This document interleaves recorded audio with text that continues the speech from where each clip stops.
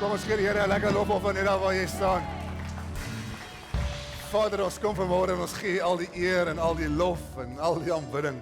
Daar's niemand soos U nie. Dankie dat U hierdie stewige fondasie is waarop ons lewens kan bou. Dankie dat U steeds ons geneesheer is, ons redder is, ons saligmaker is, ons voorsiener is. Ons loof U, ons prys U vanmôre net vir wie U is. Dat ons U mag ken en hierdie verhouding met U mag leef. In hierdie oomblikke waar ons so as 'n gemeente saam kan aanbid, dis so kosbaar. Dankie Heilige Gees vir U teenwoordigheid. Dankie dat U elke hart ken, elke huis ken, elke situasie ken, elke bekommernis ken. Selfs al weet niemand dit nie, al sê ons dit nie eers hardop nie, dankie dat U ons harte ken vanmôre. Dankie vir wie U is. Dankie dat U ons vashou wanneer ons nodig het om vasgehou te word. Dankie dat U kom versterk, kom vertroos deur die Gees hier van binne af wanneer ons dit nodig het. Dankie dat U nog steeds die een is wat gesond maak. Dat U nog steeds hierdie wonderwerkende God is, by wie alles moontlik is, by wie niks onmoontlik is nie. Dis wie U is vanmôre. Ons loof U, ons prys U. En Heilige Gees, kom doen vanmôre net wat U wil in elkeen van ons lewens. Dankie vir 'n oomblik waar ons om U woord kan sit. Ek bid dat U dit kom oopbreek soos net U kan, kom maak dit lewendig in ons harte soos net U kan. Dat ons anders die uitstap as wat ons ingestap het. Ons eer U vanmôre. Ons bid al hierdie dinge, sê dankie vir al hierdie dinge in die naam ver bo alle name. Daar is net een en sy naam is Jesus Christus. En almal sê amen en amen. Baie dankie, jy kan sit. Aanbiddingspan, dankie. So lekker om die Here te aanbid. Goeiemôre Mission Day gemeente. Dit is lang naweek. Baie van ons mense is 'n bietjie weg. Rus 'n bietjie, vat bietjie 'n blaaskans. Ons gesin het ook verlede naweek so 'n bietjie weggebreek. 'n Lekker afnaweek gehad. Dis lekker om weg te wees, maar dis lekker om terug te wees ook.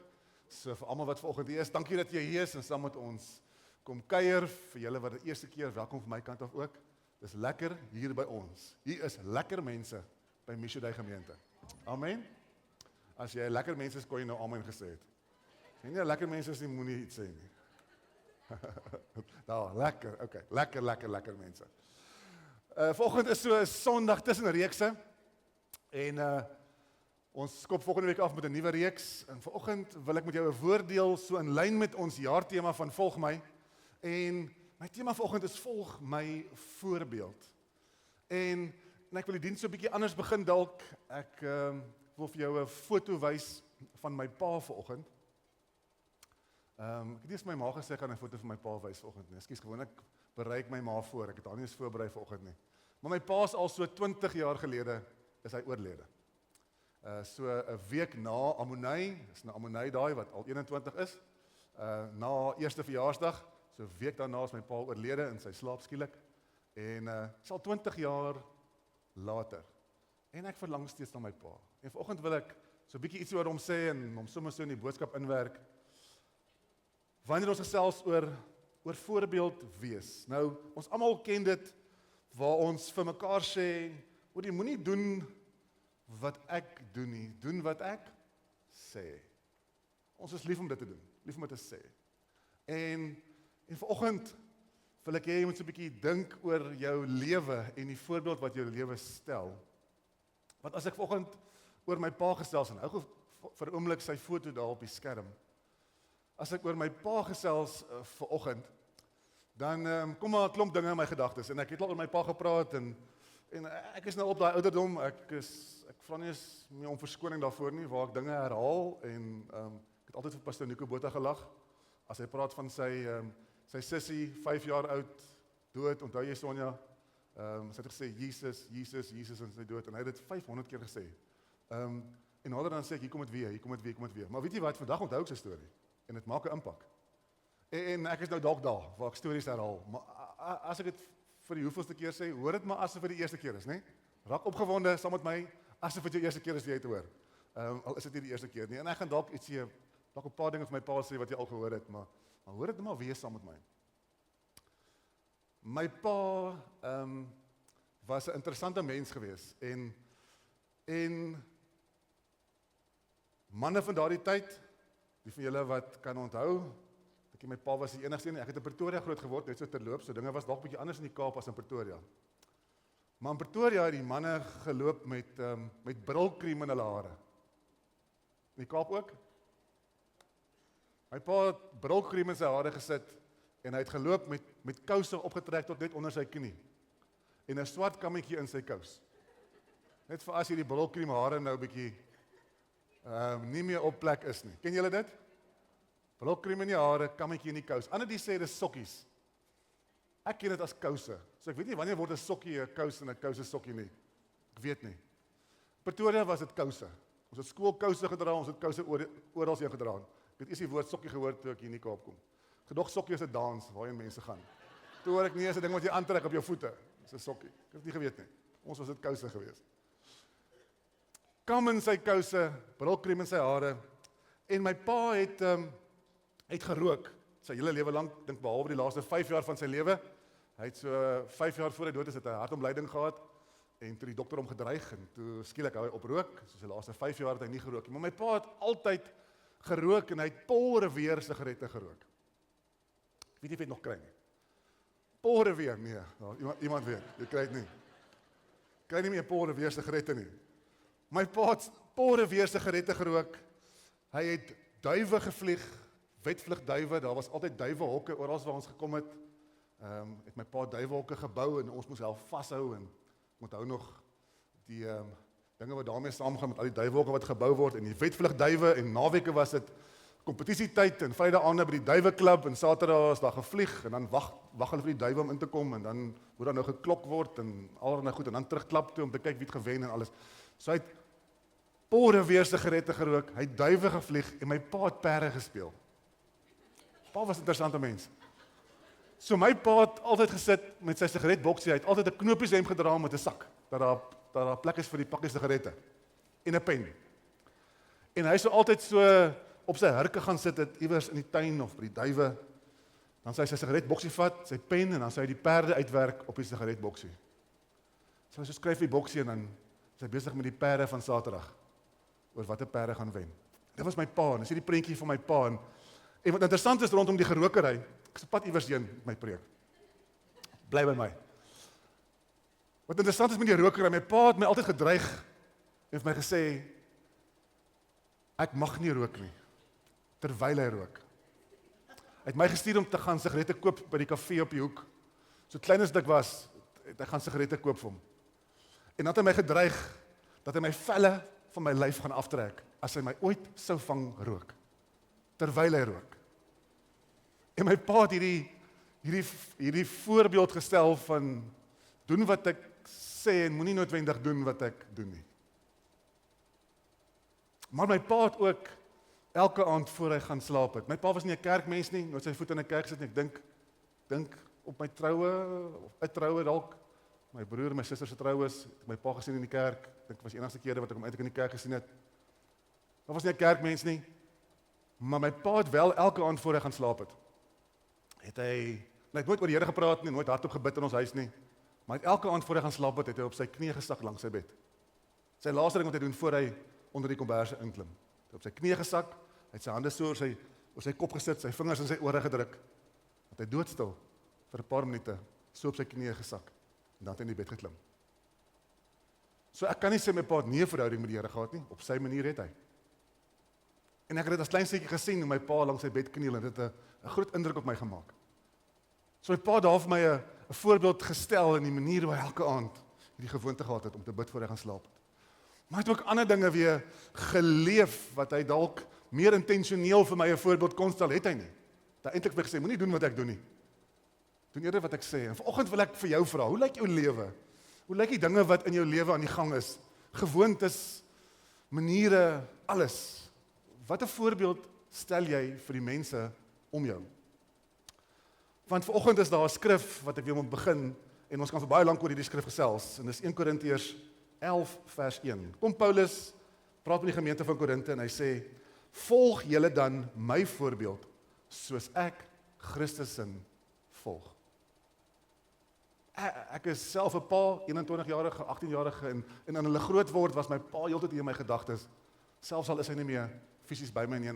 En ek was so bewus van die voorbeeld wat ek moet stel vir my kinders. En ek weet, dit is nie maklik nie. Ek weet, ons maak foute en ek weet, ons moet jammer sê en ek weet, ons doen nie altyd dinge reg nie.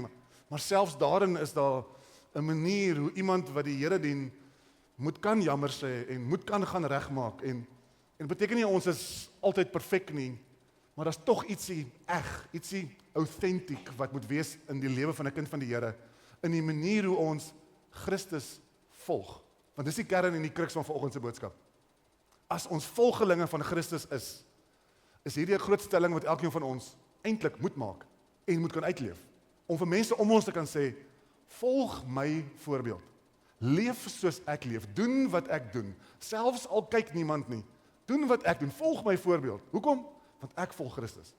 So jy's veilig om my voorbeeld te volg. Jy's veilig, jy gaan in my sien wat jy moet sien in die lewe van iemand wat Christus volg. En dis groot woorde, is 'n groot stelling om te maak. Ek dink baie van ons skram juist weg van hierdie dinge af en sê eerder vir ons kinders, doen wat ek vir jou sê, moenie doen wat ek doen nie. Dis makliker. Baie moeiliker om 'n lewe te leef van voorbeeld in elke detail. En dis waar ek vanoggend so 'n bietjie met jou wil gesels, want as ons Christus wil volg, praat dit van verhouding. En ons lewens moet so 'n voorbeeld stel dat ons lewens mense na Christus toe trek en nie afsit nie. Hierdie storie ken julle al, ek herhaal hom. My pa het nie sy voet in die kerk gesit nie, want daar was mense in sy werksplek wat Christene was, ouderlinge was in hulle gemeentes, maar op 'n maandag tot Vrydag net so geleef het by die werksplek, dat my pa gesê het, vir ons almal in die huis, gesê het, as dit is hoe kerkmense lyk, stel ek net nie belang nie. En ek weet dit is verkeerd, ek weet ons moenie so na mense kyk nie, ek weet ons moet ons oë op die Here hou, maar ons voorbeelde maak tog 'n verskil. Daarom, ek sê dit vir die span voor die tyd, vir ons span vrywilligers, waar ons vanoggend hard saam nagmaal gebruik het, solank as wat ek asem het, en 'n stem het om dit te kan sê, tot hy my kom haal, sal ek hierdie woorde bly sê vir myself, vir almal om my, tot die Here my kom haal. Hoe ons leef, maak saak. Missie die gemeente, die manier hoe jy leef, maak saak, meer as wat jy ooit sal besef. Tot in die fynste, kleinste detail, want mense hou ons dop. En wat wil hulle sien? Nie vir my nie, nie vir jou nie, hulle soek Christus. Hulle soek iets anders. Hulle soek daardie hoop, hulle soek daardie bemoediging, daardie liefde, daardie vrede, daardie aanvaarding, daardie vergifnis, wat net kan kom deur die lewe van iemand wat Christus volg. En om Christus te volg, praat van verhouding. En verhouding is nie so maklik nie. Het gaan nie oor kennis nie. Ons kan maklik baie weet van die Here. Ons kan tyd in die Bybel spandeer en baie van God weet, sonder om hom ooit te ken. Daar's 'n verskil tussen kennis en verhouding. Iewers moet kennis oorgaan in verhouding. En dan moet verhouding so diep insak, dat my verhouding met God moet geleef word. Nou volg ek hom, en nou kan mense my voorbeeld volg. So iets moet dieper sak as net op die oppervlak. Iets moet dieper sak as 'n baadjie of 'n voorgee, dat ek aan my werksplek instap, dat daar manne soos my pa kan wees, wat in manne kan sien, hoe leef 'n man onder druk by 'n werksplek, wat vir Jesus volg. En dit maak verskil, dit maak impak. Ek wil vir jou 'n ander skrif vanoggend lees, 1 Timoteus 4 vers 12. Paulus kom praat met 'n jong Timoteus en hy sê vir hom 'n paar dinge waarin ons 'n voorbeeld moet wees. Hy sê die volgende, hy sê, moenie dat enige iemand minder van jou dink, omdat jy jonk is nie. Hy sê, wees 'n voorbeeld vir alle gelowiges. Dan noem hy 5 dinge hier. Hy sê, deur wat jy leer, ander vertaling sê, wat jy praat, jou woorde, so wat jy leer, in die manier hoe jy leef, in jou liefde, in jou geloof, en in jou integriteit. Hierdie 5 dinge, en as jy jou Bybel het, merk hierdie skrif. As jy 'n noteboekie het, maak 'n nota. Want hierdie 5 dinge is dinge wat ek weet die Heilige Gees by wil stilstaan in elkeen van ons lewens. Ek weet, dis areas in ons lewens waar die Heilige Gees 'n lig wil werp en sê, wees 'n voorbeeld, leef dat mense Christus in en deur jou kan raak sien, in hierdie 5 dinge in jou lewe. En kom ons staan vinnig stil by hierdie 5 dinge, hoe jy praat, hoe jy leef, hoe jy liefhet, hoe jy glo en jou integriteit. Kom ons stel 'n voorbeeld. Eerstens, Hoe jy praat. Die vraag onmiddellik is, die manier hoe ek praat, word Christus verheerlik? Kan mense Christus hoor in my woorde? En ek dink woorde is seker een van die moeilikste dinge, vir almal van ons. Want, dit is so maklik om myself verkeerd uit te druk. So maklik om verkeerd te praat. Dit is so maklik om verkeerd te praat oor 'n klomp dinge, oor ons land, oor finansies, oor jou huwelik, oor jou man, oor jou vrou, oor jou kinders. Jy kan so maklik verkeerd praat. So maklik ietsie sê. So hoe jy praat eerstens, moet so wees, dat dit 'n voorbeeld is vir almal om jou, en weer 'n keer, Christus moet gehoor word in dit wat jy sê. In hoe jy dit sê. Dit is nie altyd wat jy sê nie, die hoe kom by. Jy kan partykeer die regte ding sê op so 'n onbeskofte manier, dat hy heeltemal verkeerd uitkom. So, hoe jy 'n ding sê, wat jy sê, moet so wees dat Christus gehoor kan word. Kolossense 4 vers 6 sê, laat julle woord altyd aangenaam wees. Hoor hoe mooi is dit? Met sout besprinkel, sodat julle kan weet hoe julle iedereen moet antwoord. Hoe mooi is dit? Woorde met sout besprinkel, aangename woorde. Woorde wat opbou en nie afbreek nie. Woorde wat aanmoedig, wat troos, wat versterk. Weer 'n keer, waar jou verhouding met Christus gehoor kan word in die manier hoe jy praat. Soms voel dit vir my asof kinders van die Here, Christene, volgelinge van Christus, probeer wegkom met grove woorde, kras woorde, nie noodwendig vloekwoorde nie. Ons sal dit baie keer regverdig sê, maar dit is nie 'n vloekwoord nie. Dit is so asof jy naby 'n afgrond wil gaan draai met kras woorde en grove woorde. En daar's 'n plekkie waar jy hom sê as jy kwaad is, of was 'n plekkie waar jy hom sê as jy jou vererg was, 'n plekkie waar jy dit sê. My vraag onmiddellik is, hoor dit by 'n kind van die Here? Kan Christus gehoor word in die grove woorde, in die kras woorde? Is dit nodig? Hoor dit uit die mond? Is jy besig om 'n voorbeeld te stel? Is jy besig om mense na Christus te trek met grove woorde, kras woorde? En die antwoord is nee. So kom ons dink wat ons sê, selfs jou gewoonte woorde, daardie woorde wat kragwoorde, kraswoorde, grove woorde, noem dit wat jy wil, woorde wat net nie hoor nie. Kom ons lig ons standaard. Mario Denton se woorde sal altyd in my kop weer galm. Lig die standaard, Mario. Lig die standaard. Lig die standaard van jou woorde. Lig die standaard van hoe jy praat. Kom ons lig hom. Hoe praat jy met jou man of jou vrou wanneer jy moeg is? Hoe praat jy wanneer jy geïrriteerd is? Wat sê jy? Is Christus in daai woorde? Is dit met sout besprinkel? Is dit opbouend? Is dit afbreekend? Wat sê jy vir jou kinders? Hoe praat jy met hulle wanneer hulle stout is? Wat sê jy? Bou jy op of breek jy af? Selfs in dissipline kan daar woorde wees wat opbou. Wat sê jy? Hoe sê jy dit? Tweede ene. Hoe leef jy?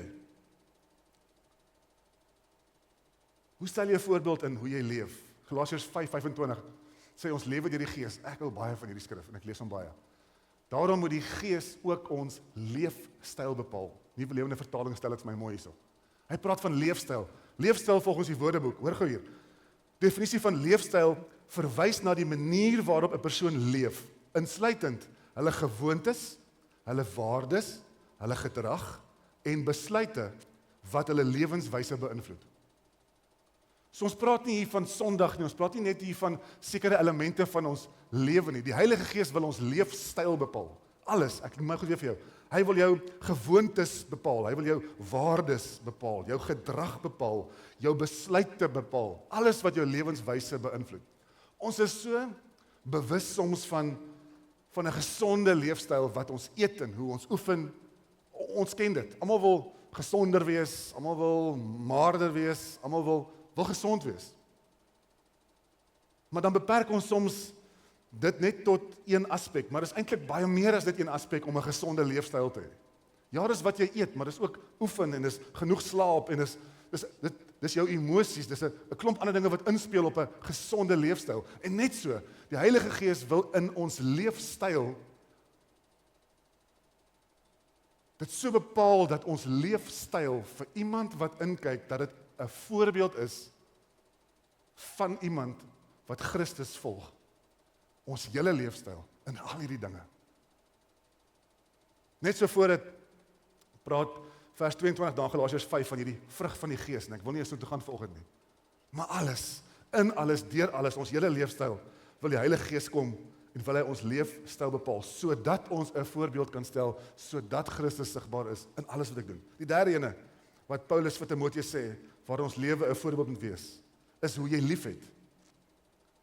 1 Johannes 4 vers 8 in die boodskap, sê God is liefde. Iemand wat nie lief het nie, weet niks van God nie. En ons sukkel met lief hê. Almal van ons. Ons sukkel met opreg lief hê. Ons sukkel daarmee as mense. Ons sukkel. Nuwe Lewe Vertaling sê, elkeen wat nie so lief het nie, ken God persoonlik nie, omdat God liefde self is. Ek dink, ons manne, as ek so oomblik met die manne kan gesels, ek dink ons manne sukkel nogal met lief hê. Ek dink ons almal sukkel, vroue seker ook, almal sukkel, maar ek dink manne, as met die manne kan praat vir 'n oomblik, ons sukkel bietjie. Ons sukkel bietjie met hierdie lief hê ding. Ons sukkel soms om dit te sê. Ons sukkel soms om dit uit te druk. Dalk omdat ons paas maar manne was wat nie sommer gesê het, my kind, ek is lief vir jou nie. Dalk het speel dit 'n rol. Maar kom ons doen beter. Manne, kom ons wees manne, kom ons wees paas, kom ons wees oupas, kom ons wees manne wat vinnig is om vir ons vrouens te sê, ek is lief vir jou. Moenie nou een van daai manne wees wat sê, ek het op my troudag vir jou gesê, ek is lief vir jou. As dit verander sal ek jou laat weet, maar tot dan, ek is lief vir jou. Moenie dis so wees nie. Moenie een van daai manne wees nie. Sê vir jou vrou jy is lief vir haar. Wys vir haar, jou kinders. Moenie laat jou gesin, jou kinders wonder of hulle pa vir hulle lief is nie. Kom aan, sê dit en wys dit. Laat liefde sigbaar word. Nie net by jou mond uitkom nie, maar mag dit in jou dade sigbaar wees. Kom ons hê lief en laat dit 'n voorbeeld wees vir ander om Christus se liefde te sien in ons lewens. Want dis waar dit gaan oor hom, dit gaan nie oor my nie. Baie keer wil ek waardevol wees en wil ek hê mense moet my raak sien. Dit gaan nie oor my nie, dit gaan nie oor jou nie. Dit gaan oor Christus in my en Christus in jou. En ook in die manier hoe ons liefhet. Kom ons wys vir die wêreld hoe lyk dit om mekaar regtig lief te hê. Ek sê voor die tyd vir die aanbiddingspan ook. Dis vandag 2 jaar gelede wat my skoonma oorlede is. En ek onthou daai oggend nog in die nuus wat breek en dit is verskriklik.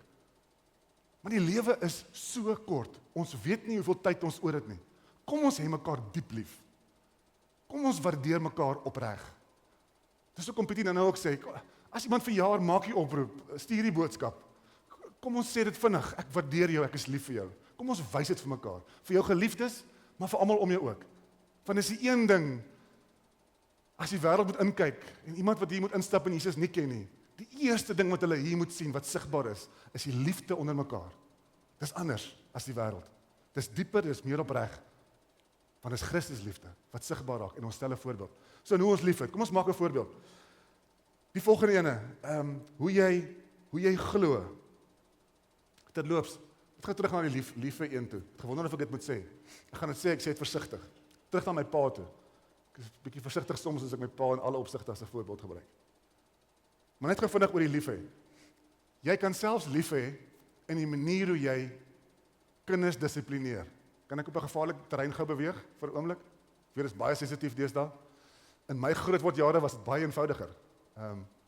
As ek stout was, gewoonlik ek en my broer. Ons was saam baie stout. Hy was stout, ek was net saam. Verstaan, ons was saam baie stout, né? In elk geval, dan het my ma bedags vir ons gesê, wag tot julle pa vanaand by die huis kom. Ek was nie die enigste nie, klink vir my daar is nog van hulle. Dan is jy al klaar begin kriewel, want papa kom so laat huis toe. En dan hoor jy die motor. Dan hoor jy, kom hy. Stop hy. Dan hoor jy, ma praat met pa daar buite. Nou vertel sy vir hom wat gebeur het. Pa kom in, dan stuur hy jou kamer toe om 'n belt te gaan kies. Dan gaan wag jy in die badkamer. En as ek en my broer is, hy's 5 jaar ouer as ek. Dan praat hy my so bang aan die badkamer. Die wag was my erger as die pakslaag. Dan was dit gewoonlik, dit was sy skuld dat ons daar is. Maar dan maak hy my so bang voor hy kom. En dan kom my pa daar in, dan sal hy altyd sê, hierdie maak my seerder as vir jou. Dan dink ek, ja, right. Glad nie op dieselfde plek nie, glad nie op dieselfde manier nie. En dan kry ons pak slaan en dan is dit oor en verby. Dan kan hy nou gaan sit, dan kan hy rustig raak. Maar selfs in die lied, my pa het ons nooit verniel nie, hy het ons nooit aangerand nie, hy het nooit, daar was 'n liefde. Ek het verstaan wat ons gedoen het was verkeerd, Daar was 'n gevolg daarvan, daar was dissipline, en dit het in die meeste gevalle gehelp dat dit nie gou weer gebeur nie. Maar dit het minder geword oor tyd. Maar selfs in liefde, ons kan ons kinders dissiplineer, ons kan mekaar aanpraat, mekaar reghelp, in so 'n liefde, dat Christus self daarin sigbaar is. Dit is moontlik. Dit is moontlik. Kom ons gaan na die volgende toe. Geloof. Hoe jy glo. Paulus kom en hy sê vir Timoteus, selfs in hoe jy glo moet jy 'n voorbeeld stel. Jakobus 2:17. Ek wil klaar maak, ons kom by die nagmaal uit. 2:17. Dis duidelik, om net te sê jy glo is nie genoeg nie. Geloof wat nie dade word nie, is eintlik glad nie geloof nie. Sulke geloof is dood en help niks. Ek en jy moet so glo, dat selfs in die manier hoe ons glo, hoe mooi is dit, selfs in die manier hoe ons glo, op God vertrou, moet so sigbaar wees, so duidelik wees, dat 'n wêreld kan kyk en dit 'n voorbeeld kan wees van Christus, die een week volg. Vierde keer, wat kom by jou mond uit? Hoe lyk hierdie geloof in dade? Leef ons so, praat ons so, dat dit geloof taal is, van die God in wie ek glo, dat dit mense nader trek en nie wegstoot nie. Mag hoe ons glo, hierdie voorbeeld ook stel. Mense kan sien in wie ons vertroue plaas. En weer 'n keer, geloof is maklik wanneer dit goed gaan. Dis moeiliker wanneer dinge skeefloop. Shirley, ek is so bly jy's terug. Dankie vir jou getuienis. Ek is so dankbaar die Here het jou aangeraak en gesond gemaak. Maar wanneer jy siek is en in 'n siekbed lê, hoe lyk jou geloof dan? Wat sien die mense? Wat sien die hospitaalpersoneel van 'n pasiënt wat daar lê, sonder dat jy jouself voorstel of hulle eers weet wie jy is? Hoe lyk jou geloof net anders? Hoe lyk jou vertroue net anders? Al is jy op pad na die grootste operasie, hoe lyk dit anders? Die geloof in die lewe van 'n kind van die Here. En wat 'n voorbeeld stel jy vir almal om jou? En is Christus sigbaar? Die laaste ene. Jou integriteit. Spreuke 11 vers 3. Die opregtheid van eerlike mense wys vir hulle die koers. Die valsheid van onbetroubare mense bring hulle ondergang. Integriteit is ook 'n moeilike ene. Wat doen jy wanneer niemand kyk nie? C.S. Lewis het op 'n stadium gesê, integrity is doing the right thing even when no one is watching. Wat doen jy wanneer niemand kyk nie? En wat 'n voorbeeld stel jy van 'n man, 'n vrou van integriteit, iemand wat Christus volg? Hoe doen ek my werk wanneer niemand kyk nie? Laat ek toe dat omstandighede my integriteit bepaal? Of laat ek Christus en hierdie waarde en beginsels van Christus my integriteit vorm en my optrede bepaal, selfs al kyk niemand nie? En daar's van hierdie dinge wat ons baie lank oor kan gesels, wat moeilik raak, as dit by integriteit kom. Hoe hanteer jy jou geld? Daardie lelike woord, belasting. Wat gaan in die belastingwêreld aan? Moenie eens daaroor praat vanoggend nie. Hoe lyk integriteit? Hoe lyk integriteit? Hoe lyk dit? Hoe lyk dit in jou werksplek as niemand kyk nie? Hoe lyk dit in verhoudings? Hoe lyk dit? Hoe lyk jou integriteit? Die 5 dinge vanoggend. Hoe praat jy? Hoe leef jy? Hoe het jy lief? Hoe glo jy? Hoe lyk jou integriteit? As 'n voorbeeld, as kind van die Here, iemand wat Christus volg. Hoe lyk dit? Kan mense jou volg? Soos jy hom volg. Ek wil vra die aanbiddingspan om my kom aansluit. Ons beleefspan kan regmaak om die nagmaal uit te deel asseblief. Ek wil teruggaan na die skrif waarmee ek begin het in 1 Korintiërs 11 vers 1. Volg julle dan my voorbeeld, soos ek Christus se volg. Ons maak reg vir 'n oomblik van nagmaal gebruik, saam stil raak, na 'n lied luister wanneer ons dit gebruik en terwyl ons dit gebruik, maar voor ons saam gaan nagmaal gebruik. Wil jy nie saam met my jou hart vir 'n oomblikie ondersoek nie? Gaan saam met jou bid in 'n oomblik. Hoe lyk jou lewe? Hoe lyk jou lewe? Hoe lyk die voorbeeld van jou lewe? So maklik om te sê ek is deel van Mishodai gemeente. Wat beteken dit? Beteken dit om iets te verstaan rondom hierdie groot opdrag, om disipel te wees en disipels te gaan maak? Maar hoe lyk my lewe? prakties, elke dag? Wat kom by my mond uit? Wat wys ek? Hoe glo ek? Hoe werk ek? Hoe maak ek kinders groot? Hoe word ek kwaad? Hoe alles? Hoe lyk dit? Wat 'n voorbeeld stel ek? Want al hierdie wonderlike dinge van wie God is en wat ons van hom kan leer is alles wonderlik. Maar dit moet gesien word in die manier hoe ons leef. Anders beteken dit niks vir niemand. Nie is ons geloof nie. Ons kan glo in God almagtig, maar as dit nie in dade sigbaar word nie, beteken dit net mooi niks. So vanoggend voor ons gaan nagmaal gebruik, is my gebed dat die Heilige Gees by ons sal stil staan vanoggend. Hierdie is 'n saam huis toe vat boodskap. Hierdie is 'n stoei boodskap. Hierdie is 'n ongemaklik word boodskap. Want is nie net hier op 'n Sondag boodskap hier, dis een wat moet huis toe gaan. En moet werk toe gaan. En moet na jou bure toe gaan, en moet familie toe, en moet huwelik toe, en moet kinders toe, en moet kleinkinders toe, en moet oral heen. Van daar kom 'n dag soos 2 jaar terug met my skoonma. Wanneer ons nie meer hier gaan wees nie. Ouers, daar kom 'n dag wat jy nie meer hier gaan wees om 'n voorbeeld vir jou kind te kan stel nie. Al wat jy dan het, is die herinneringe van die voorbeeld wat jy gestel het om aan vas te hou. Sal. En my vraag, is dit genoeg? Het jy genoeg gedoen, genoeg gesê, genoeg geleef, soos Christus, dat wanneer jy nie meer hier is nie, dat dit wat agtergebly het, genoeg is om steeds te inspireer? Of nie? Terwyl ek en jy nog asem het, ons nog hier is,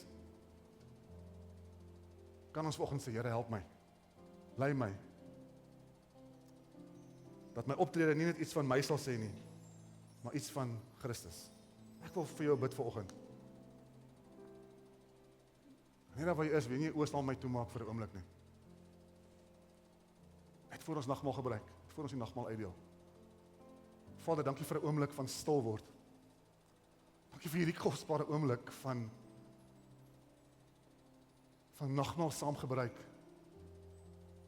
Dankie vir daardie voorbeeld van Jesus Christus aan 'n kruis, wat sy lewe kom neerlê het, gesterf het, opgestaan het, leef vandag, sodat ek kan leef, sodat my lewe kan saak maak, sodat hy sigbaar kan raak in my lewe. Ja, die grootheid van hierdie oomblik oorweldig my. Die prys wat betaal is, die liefde wat gewys is, gedemonstreer is. En vanoggend 'n oomblik wat ons het om 'n beskuitjie te kan kom eet, as simbool van die liggaam van Christus, 'n bietjie sap kan drink as simbool van hierdie bloed van Jesus wat gestort is vir my sonde, sodat ek in 'n verhouding met God mag leef, kind van die Here kan wees vanoggend, sodat ek 'n lewe kan leef wat 'n voorbeeld kan wees vir ander. Heilige Gees, kom help ons in hierdie oomblik, kom wys vir ons wat nie hoort in ons lewens nie. Kom wys vir ons in al hierdie dinge wat Paulus vir Timoteus sê en vanoggend u deur u woord vir elkeen van ons sê. Kom help ons om prakties te raak oor wat in ons lewens aan die gang is en wat deur ons lewens sigbaar is. En help ons Heilige Gees om hierdie vrae te vra en die spieël voor ons te hou. Is Christus sigbaar? Ja of nee? Help ons. Help ons om 'n streep in die sand te trek en ons standaard van ons lewens te lig. Dit is 'n Here tot hier toe en nie verder nie. Help my om beter te wees in alle opsigte sodat Christus net meer sigbaar kan word. Help my om u te volg met alles wat ek het. Dat dit 'n voorbeeld sal wees van iemand wat nie perfek is nie, maar iemand wat eg is en probeer en met sy of haar hele hart die Here wil dien. En Jesus volg. Dankie vir die kosbare oomblik. Waar ons so 'n oomblik u teenwoordigheid kan beleef op hierdie spesiale manier. Ons dankie daarvoor. Ons bid dit in Jesus naam. Ek wil vir jou vra, beleef span gaan die nagmaal uitdeel. Ons gaan na 'n lied luister. En net daar waar jy is, dalk wil jy alleen nagmaal gebruik, dalk saam met jou gesin, soos jy gelei voel terwyl ons na die lied luister. Kom ons gebruik nagmaal. En kom ons maak hierdie oomblik tel.